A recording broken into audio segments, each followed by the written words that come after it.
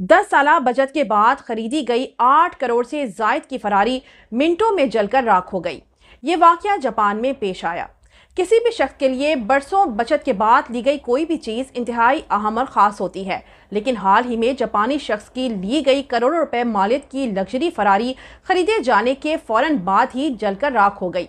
गैर मुल्की media reports के मुताबिक 33 साला जापानी म्यूजिक प्रोड्यूसर हैंक कोन ने फरारी 458 स्पाइडर खरीदने के लिए 1 दहाई तक बचत की, लेकिन खरीदे जाने के चंद ही मिनटों बाद ये कीमती गाड़ी उसकी आंखों के सामने जलकर तबाह हो गई।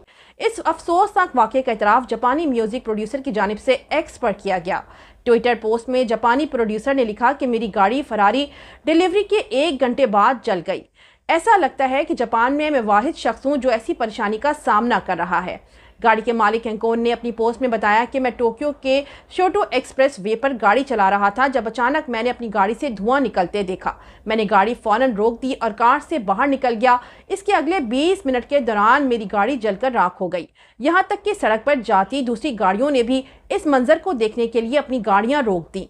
मीडिया रिपोर्ट्स के मुताबिक हादसे की वजह जापानी शख्स की कार के इंजन में डिलीवरी के फौरन बाद आग लगना थी। हादसे में खुशकिस्मती से गाड़ी के मालिक को कोई चोट नहीं आई, लेकिन इस वाक़ये ने मालिक को हिला कर रख दिया।